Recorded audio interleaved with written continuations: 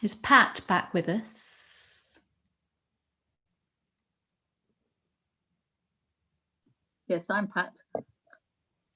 So we could have your question about the yesterday's ox herding picture. Yes. Well, sorry, are you ready to press the button, Maitri Devi? Yeah. Okay. So carry on, Pat. Well, I had a response to yesterday's ox herding picture. I mean, it was lovely to see the whole of the ox. That was lovely. I thought that the tether was rather similar to the kinds of rope that water buffalo in India are attached to, and you see small children leading them along. Yes. And one wonders how did such a huge creature become so docile that a small, under 10-year-old boy can just walk along. Absolutely. Well, that's it, isn't it? It doesn't, I suppose it's like the principle of Qigong and things, isn't it? When we work effectively with the energy, we're not opposing it. It's also just to do with use the energy that's there. Yes. Sorry, go on. Well, it's also to do with the nature of the water buffalo. But my main point was that I responded or reacted to the picture because I didn't feel that that's the relationship I have with my mind. I don't have it locked down on a tether. I can't pull it one way or another and say this is what you're going to do, mostly. So, I mean, my feeling it is that the mind it is capable of bringing us such great joy and love and everything wonderful, and it's a sort of daily work in progress to help the mind go in that direction rather than in the opposite direction. I was reminded of I used to teach mindfulness in schools, and in that program, a German lady is a considerably elderly German lady. I think she was about 102 at the time. Was interviewed, and she had been a young person, a child, I think, in Auschwitz. And she was being asked about her current view of the world. And she ends up by saying something like this: I know about the bad things, but I look for the good things. And I thought that was so powerful. And I was sorry that the children in the classes I taught didn't seem to have a clue what she was talking about. But she had experienced at first hand all the terrible things, but yet she had retained her humanity and was able to actually, and that's something to do with relationship with mind. So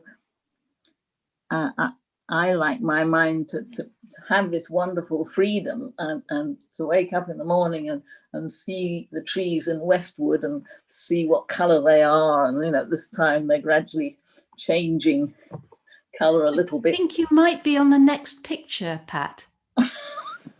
Let's have a look, shall we? Okay.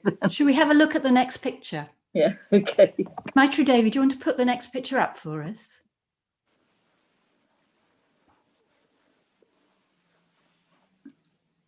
Oh, right. So what's going on here? Yes. That's better, huh? Yeah, that's a lot better, yes.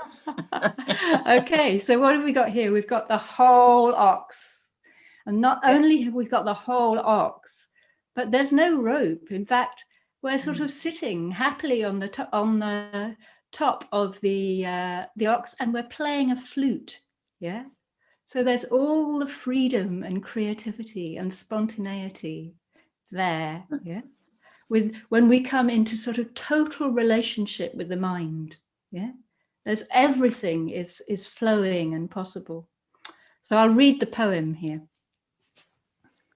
Sitting astride the ox, the noble person happily returns. The sound of your flute mingles with the crimson sky. You have discovered the garden of joy. Who else could know about this endlessly pleasurable taste? Yeah. Sitting aside the ox, the noble person happily returns. The sound of your flute mingles with the crimson sky. You have discovered the garden of joy. Who else could know about this endlessly pleasurable taste? Okay, so there's immediately here a feeling of relaxation and opening, yeah?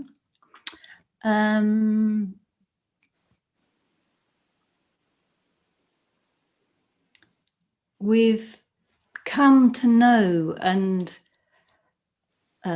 interact with the mind so intimately that there's just a sort of, there's not really a sense of anybody leading anyone, or really in a way any big deal about where we're going. You know, it's just sitting on the ox and being creative. And in a way, this is particularly like at this point the creative potential of mind is opened out for us.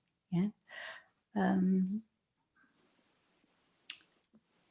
Okay, let's have the next picture.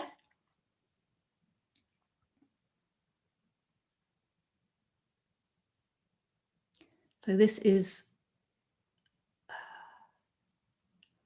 a hut in the middle of the forest in the moonlight. Forgetting the ox herder rests alone. Bright moon and cool wind. What a splendid home. Sitting all alone, the ox has gone away. Even if you doze until sunrise, what use would be a whip and a bridle? So there's not even the idea, the sort of the tension. There's such a unity and a flow of experience that there isn't any tension anymore between the mind as something to engage with and come get under control. But it's not that there's no ethical practice. It's just that that's completely natural. Yeah, that sensitivity is the complete natural response of this open, freed mind.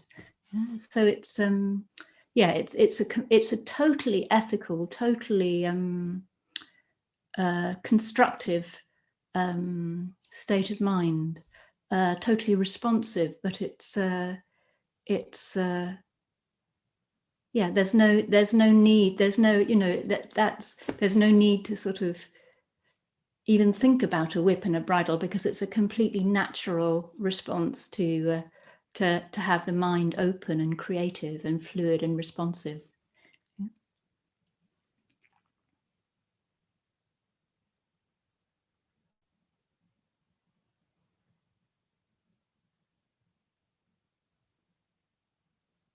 Do you want to just, Maitri Devi, could you just go back to number 6 for a minute?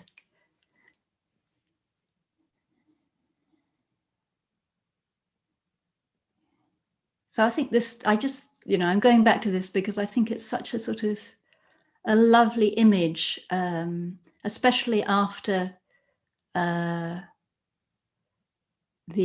rope. And as someone said, yes, okay, you've got the rope. How does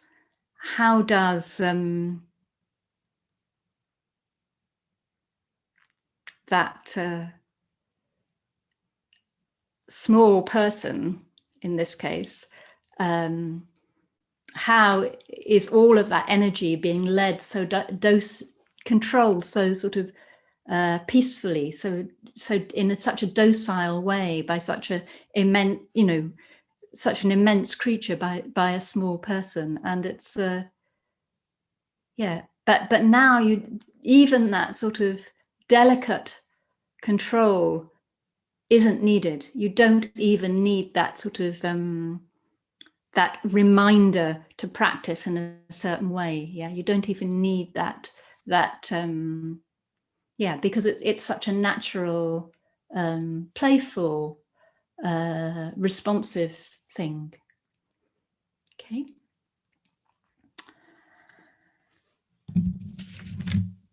So I thought we could do some more Tonglen practice this afternoon.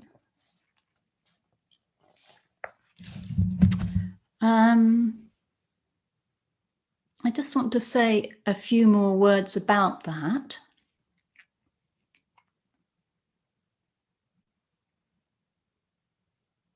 So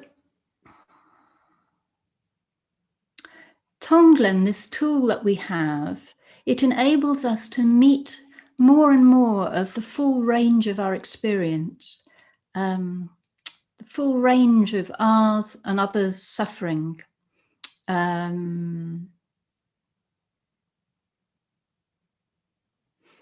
All the sort of fear and limitations, and not get overwhelmed by it. Because we're bringing that into relationship with we're entrusting it to the refuges. We're entrusting the whole practice to something much bigger, less limited. So it's quite helpful to get the sense that it's not really sort of limited ego-bound me that's doing this practice at all. It's the whole practice. It comes from something much bigger and less limited. So in that way, in a way, we're just sort of putting the cause for that to be able to meet the suffering and the stress and everything. So in that sense, we don't really have to worry about whether we can do the practice or not. It's not about whether we're good enough to do the practice or whether we might get overwhelmed. The source of confidence is not in us, it's in the Dharma. It's in the ungraspable, unlimited nature of reality. And that can't get overwhelmed.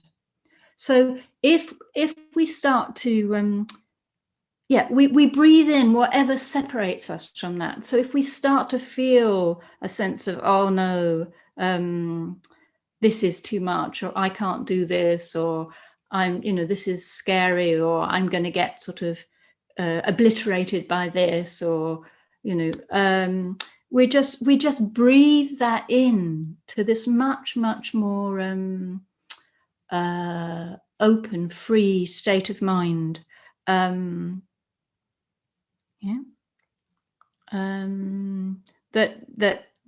is it's unlimited. It can't be diminished or reduced by whatever's going on.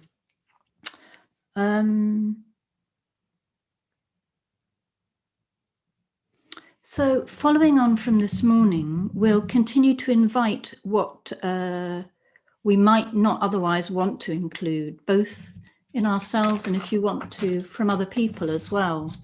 And we'll continue to sort of explore listening to the sort of, to the messages that those things are offering us.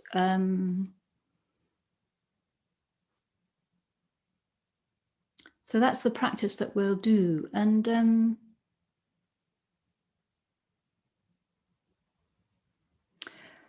just to say that it's, Tonglen is a sort of, it's something you can keep coming back to again and again. It's sort of, it's a bit like what we were doing this morning, but it's sort of, we're really using our connection with, you know, our confidence, in our growing confidence, if you like, in the possibilities of a more open state of being, either through you know, the refuges, or however we relate to that.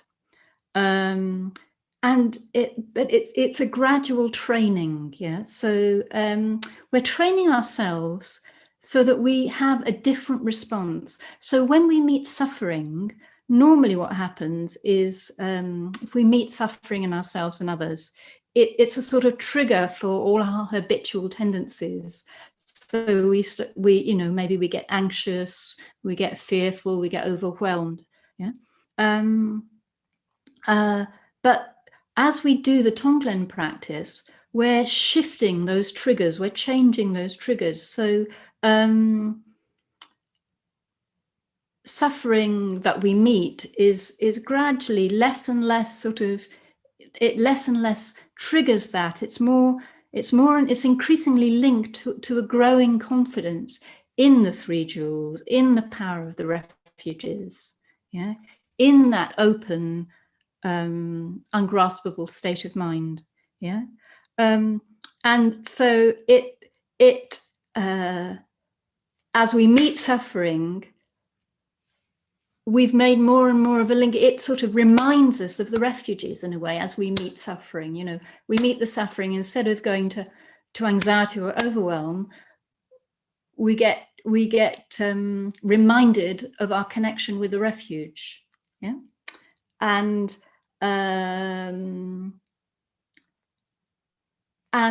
the response of the heart is that we're also triggering here, becomes a sort of an openness, an opening of heart, a letting,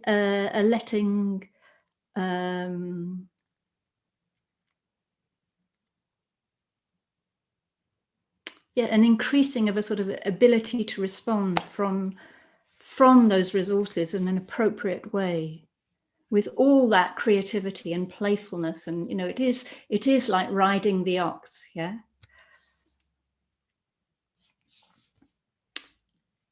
Are there any questions, any clarifications on that before we do the practice? It's quite important that, because, you know, it's a very powerful, very potent practice. But if you don't sort of see it as the confidence coming from the refuges, you know, it can just increase the overwhelm rather than free it, rather than freeing those egoic tendencies. Yeah.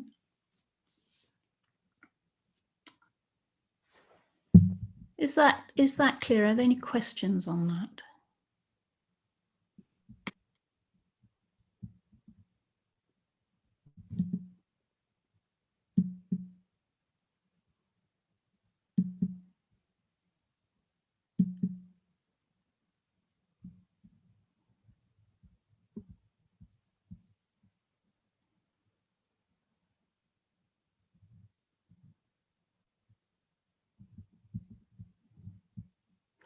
All right, well, let's set about offering the possibility of that endlessly pleasurable taste of complete harmony and connection with all the mind's potential. Okay, so we'll just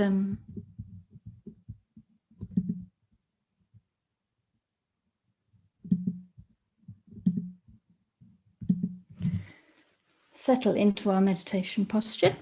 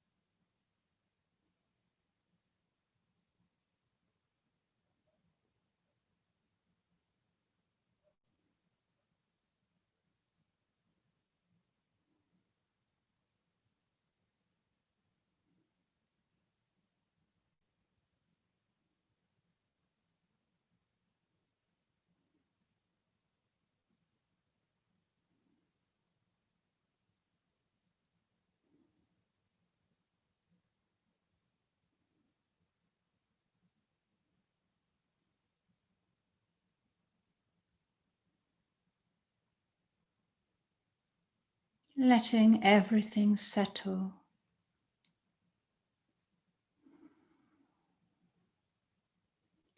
Letting gravity flow through us into the earth.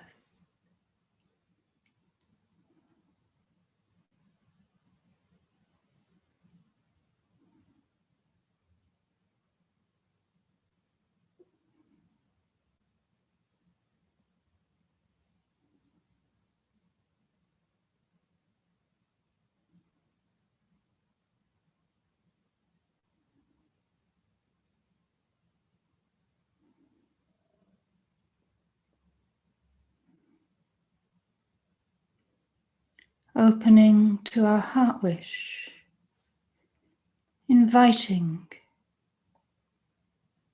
any messages from the heart.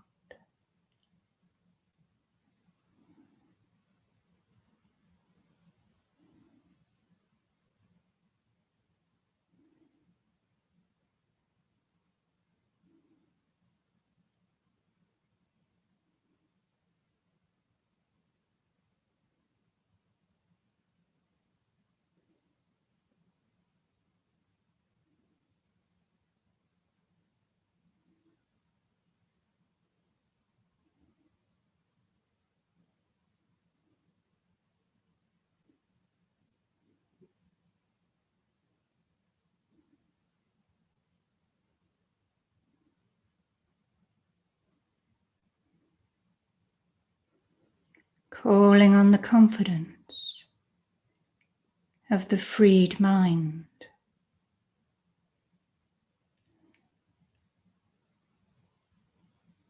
The released heart.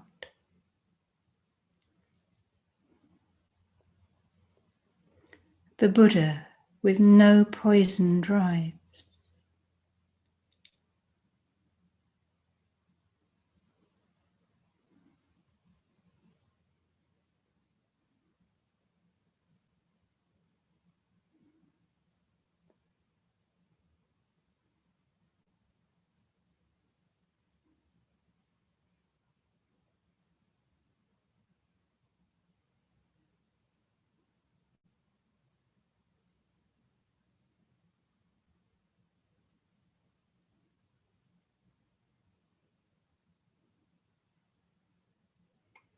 The heart that's free to sing and play, to dance,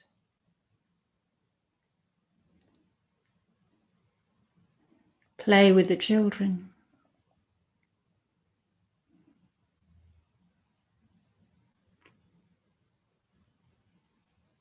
respond appropriately in the moment, with empathy and lightness, with deep listening.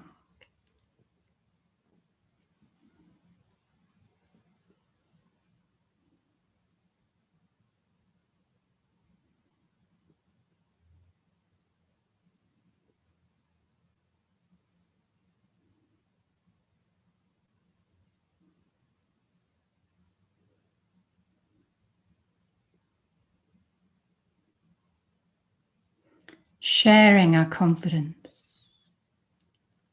all that wealth, that mass of confidence that collectively we gather in this meta space.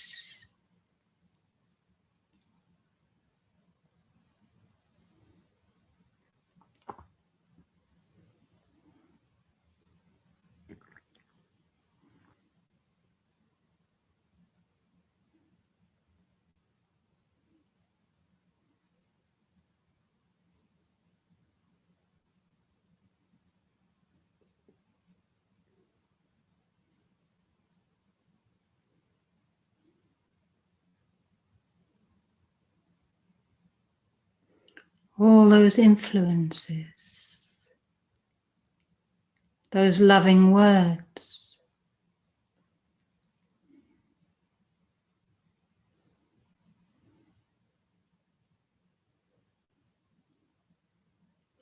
those selfless acts, timely smiles,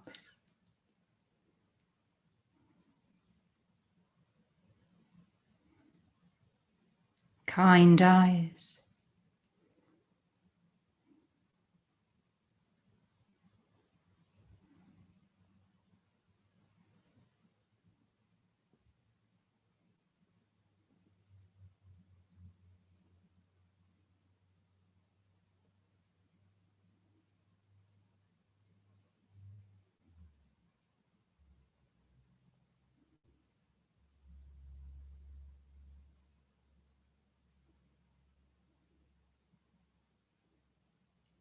it's not possible for the awakened one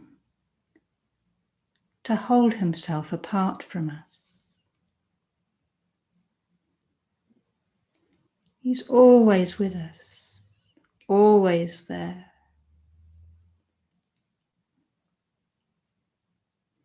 He doesn't have a concept of being separate.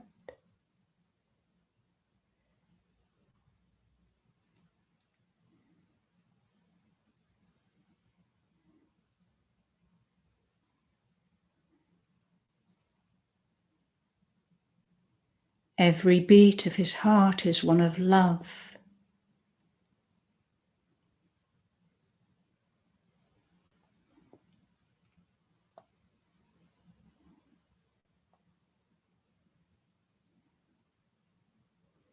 He's offering us all that freedom, all those possibilities.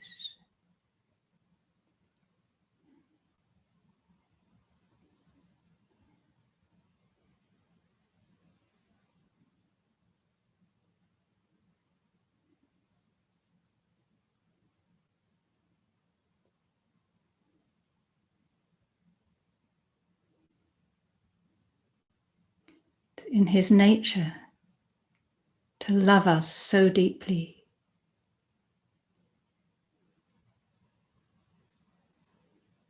To rejoice and play and sing and dance.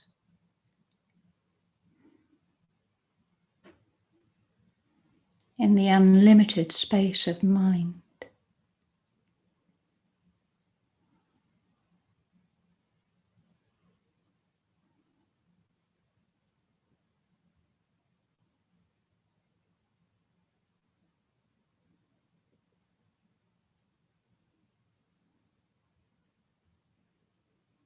So in whatever way we want, we can invite him, invite that influence of the refuges, of the freed heart, into our hearts, into our very hearts of hearts, to blend and merge with all our heart wishes.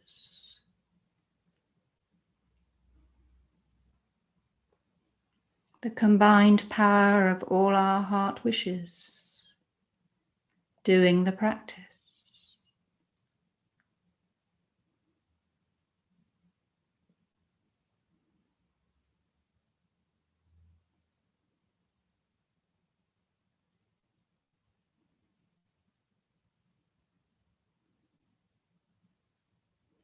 Receiving the effect of all this light and love.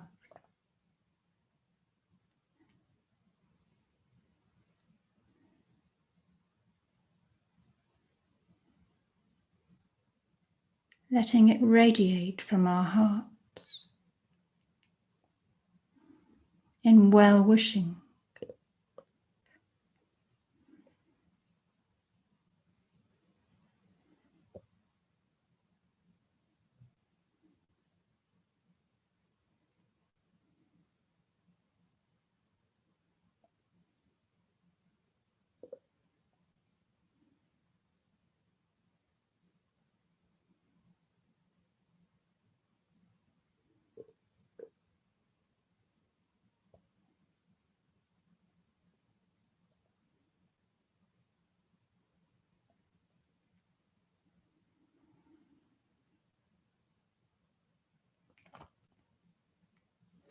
And now,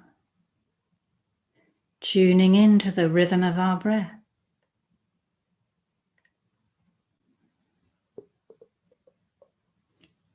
Breathing in, receiving with each in-breath.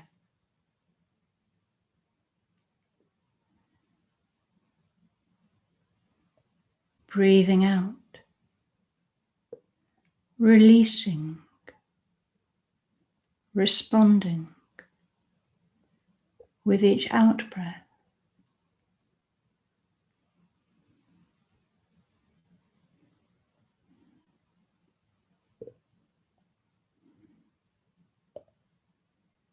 We invite whatever wants to be entered into relationship with now, in this moment.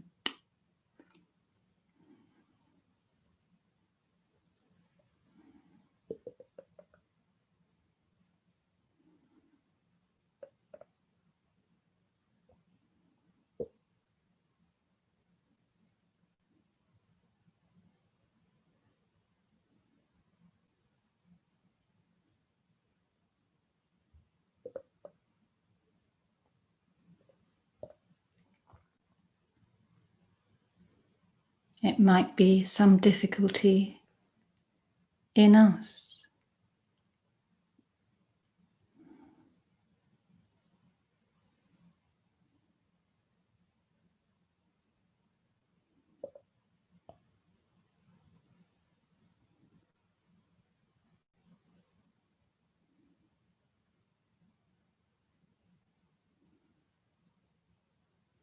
Some charge.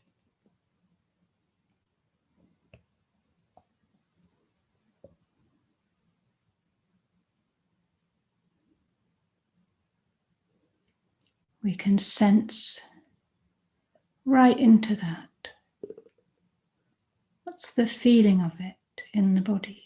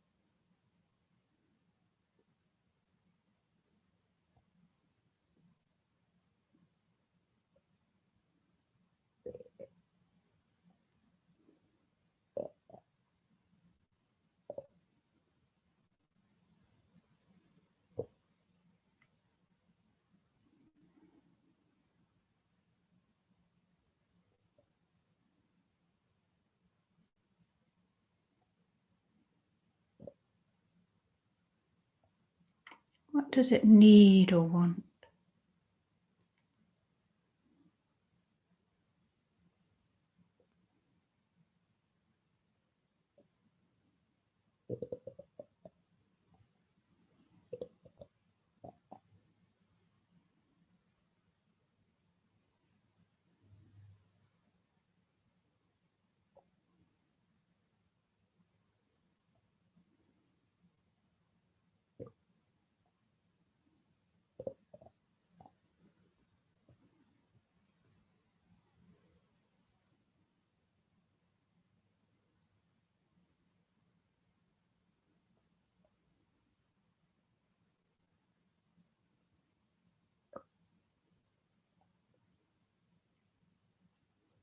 riding with the energy.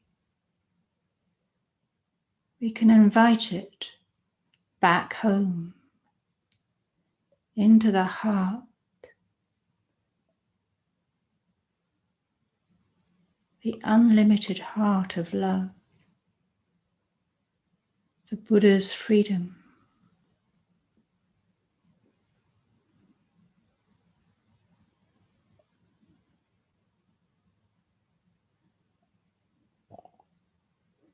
Completely spacious and open.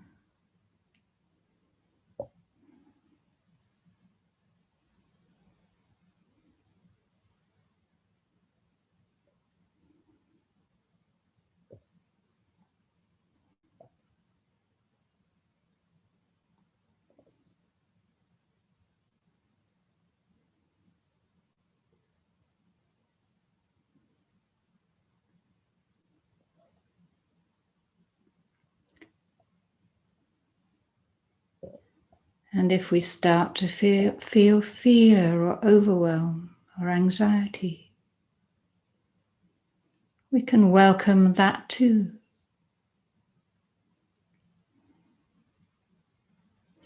Breathe it in to the open spaciousness.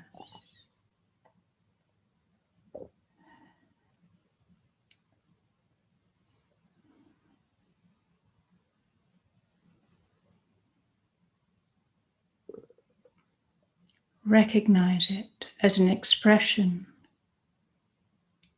of our creativity.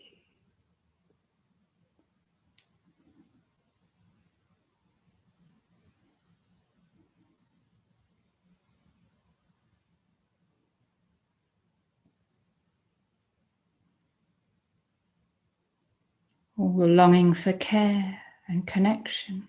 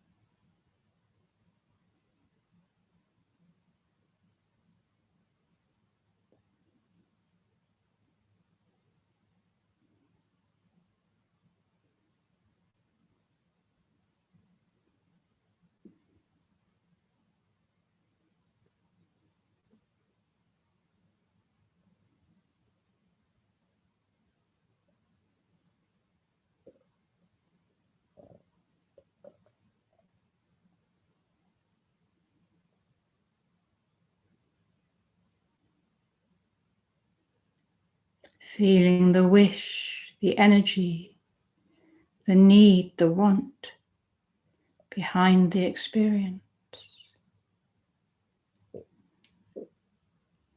Opening the heart, breathing it in.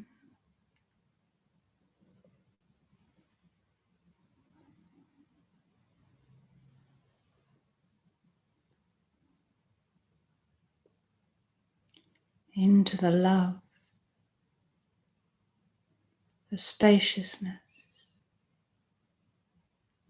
the release.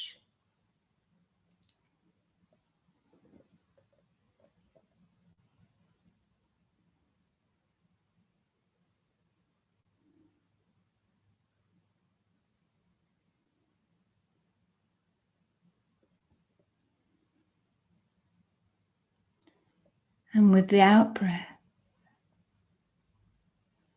flows, more responsiveness.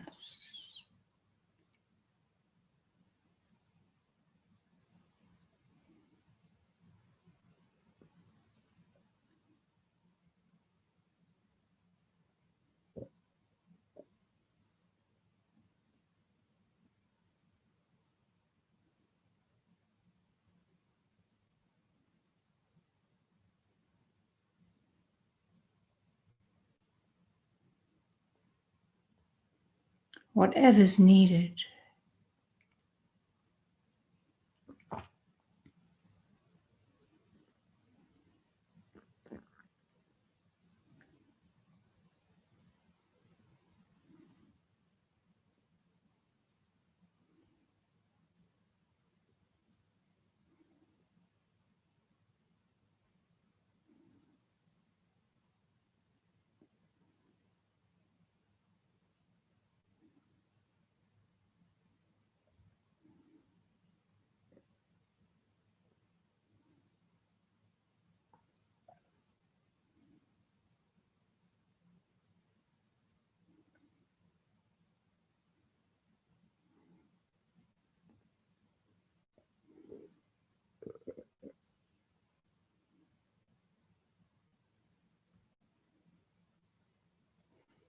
Everything's available from the infinite freedom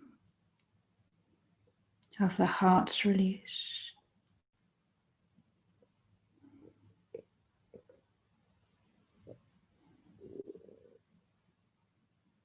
Nothing is held back.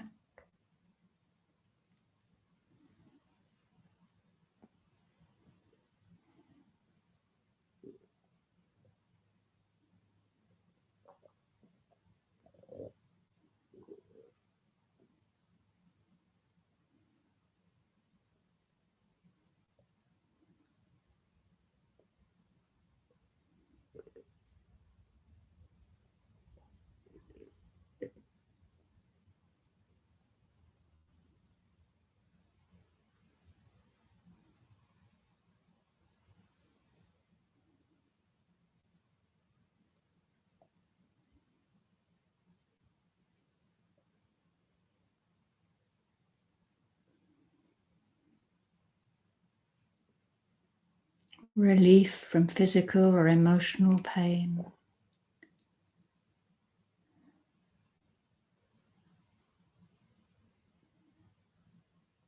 Connectedness.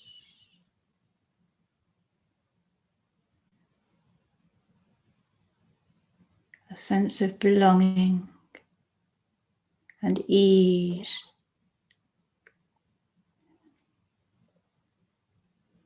Whatever's needed. Totally available.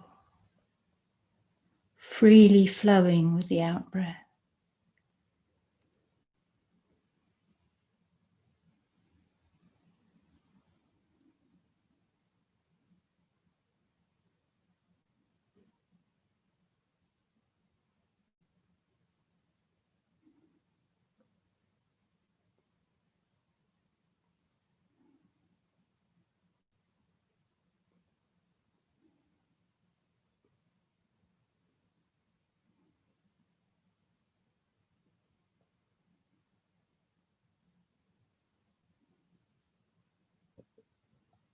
Whatever limitations we experience,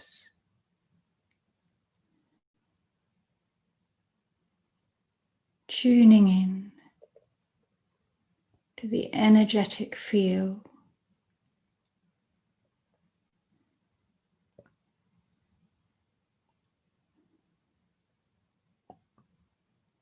breathing it in,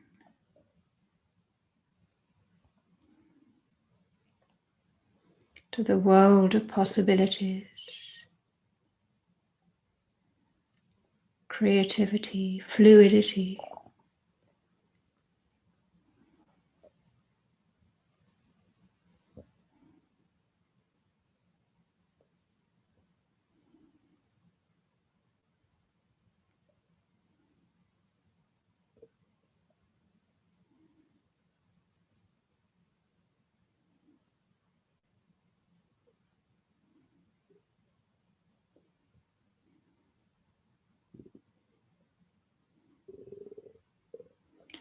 And if you want,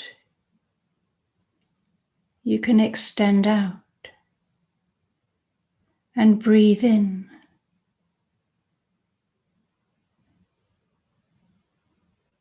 other limitations,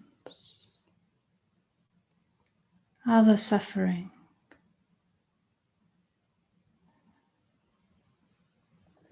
We're a shared humanity, connected in so many ways. We also share our suffering, our limitations, our fear, anxiety. So as we breathe in, the anxiety we meet, the fear we meet, the suffering.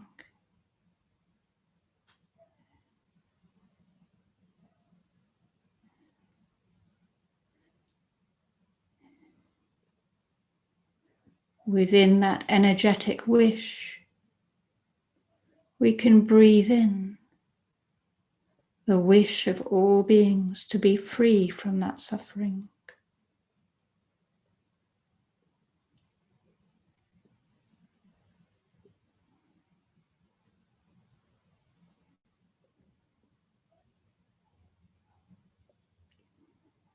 It's not my fear or your fear. It's just fear. We can breathe it in to the infinite heart, to the free mind, completely connected and non-separate.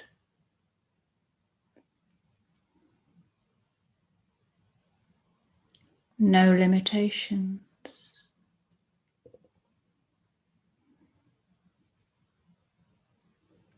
And breathe out the release, the ease, the confidence,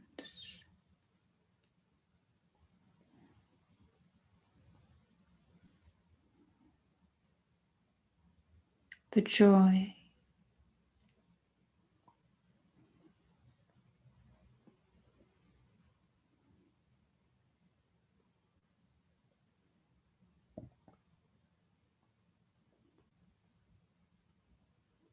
So with each breath, we're coming more and more into connection with each other.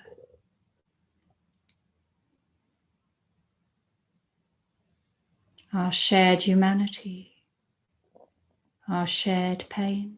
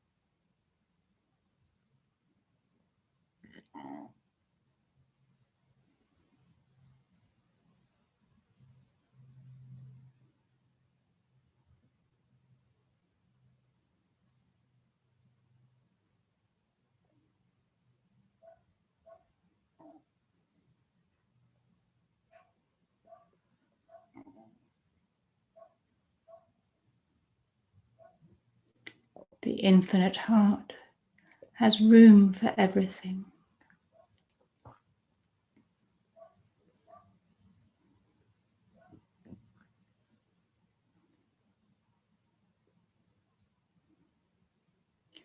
It's its nature to respond.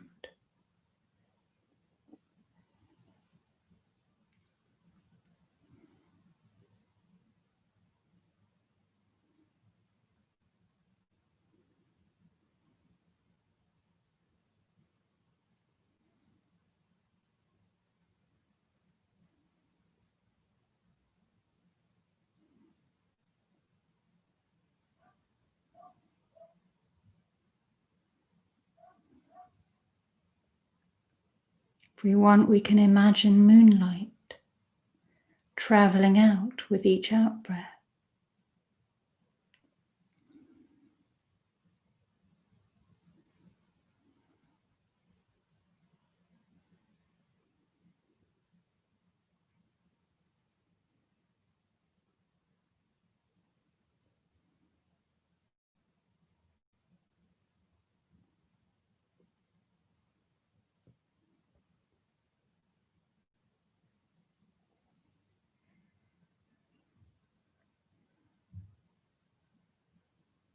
Everything is welcome.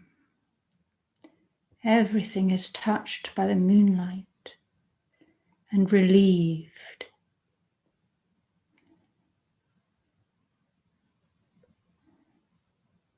Eased, lightened.